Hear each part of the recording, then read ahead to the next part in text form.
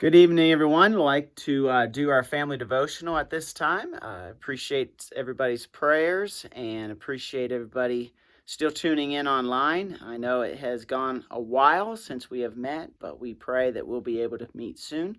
I want to talk to you about the idea of what's in a name. What is in a name? So in my office here, you have right here is a Wayne Gretzky autograph, and he is known as the Great One. And so he's one of my favorite autographs. Right here is a jersey of the Nashville Predators from the 2008 to 2009 season. And you will notice that it is autographed by the entire team. And so that's a pretty cool, unique piece of memorabilia. And then over here is probably my favorite autograph that I have of Sidney Crosby. Sidney Crosby is from Nova Scotia, and he is one of the top hockey players in the world, and I've cheered for him for many, many years. Now, this autograph is interesting because there's something very unique about it. And if you look, he always wears 87 in the NHL, but on this autograph, he signed his name, and in that little box there where you see there's a 9, that might be backwards for you. He actually autographed it as a 9. And so this rare autograph is maybe just a few hundred of them because he did it when he was 16 years old. And so that's kind of a cool piece. And then another really famous autograph and individual is right here, and that is Ken Dryden. And he was the goaltender for the Montreal Canadiens for about, I think, 9 years, and in those 9 years, he won the Stanley Cup 7 years out of those 9 years. So that's kind of fascinating. And then you have up top here, and that is an autograph of Joe Thornton, and he is another great hockey player. So we have all these autographs here, and when you sign your name, people collect that, and I've collected autographs for a lot of years and have enjoyed that. And names are important. Dale Carnegie says that your name is the most beautiful sound in the English language. And the idea of a name kind of distinguishes us, who we are. We are unique, we are individual, and we have all been given our own distinct name in life.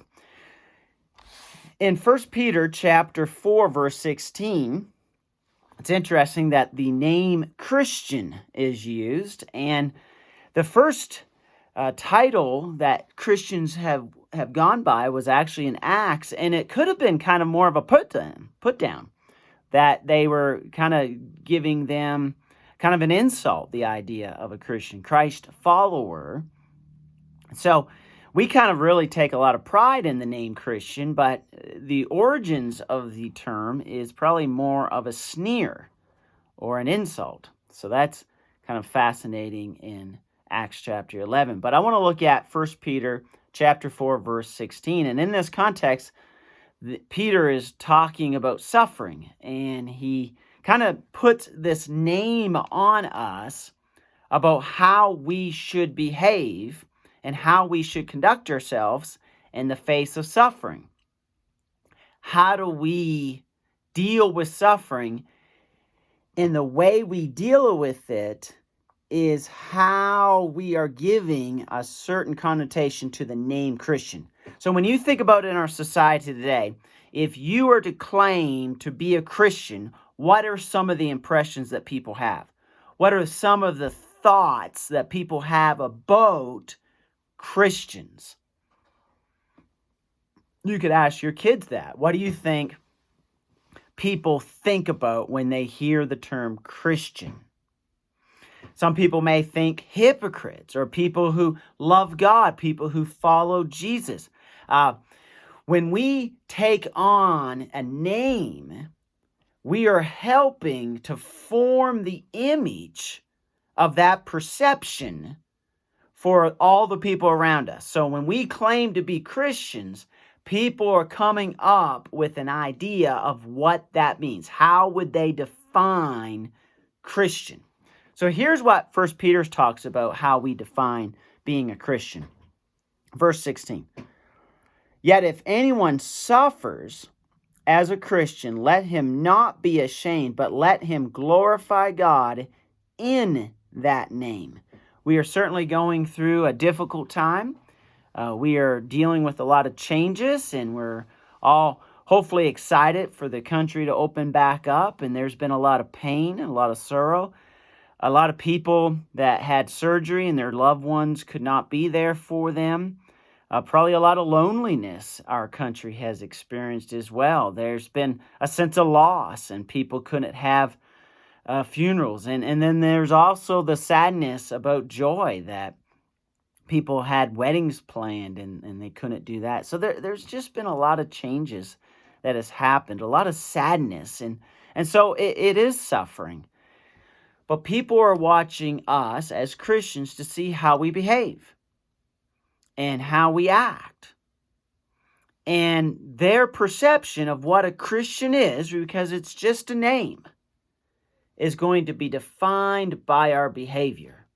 So when you look at the autographs that I have in my room, Wayne Gretzky, Sidney Crosby, Ken Dryden, all of the Nashville Predators, Joe Thornton, when you say those names, people have a perception of who that person is.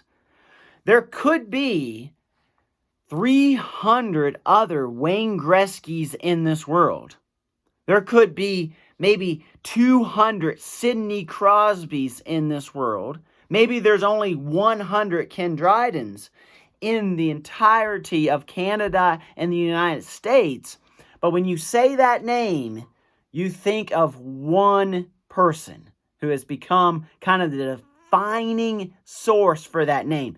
You say Wayne Gretzky, it may be an uncle. It could be somebody who works in a factory. It could be somebody who's a doctor in a town up in Manitoba, Canada. But nobody's going to think of that. They're going to think about the great one, Wayne Gretzky, the ambassador of hockey to America, because that name has been defined by him. So we want to think about how we're defining Christian to the world around us. How are we acting so that they'll have a positive definition of what a Christian does?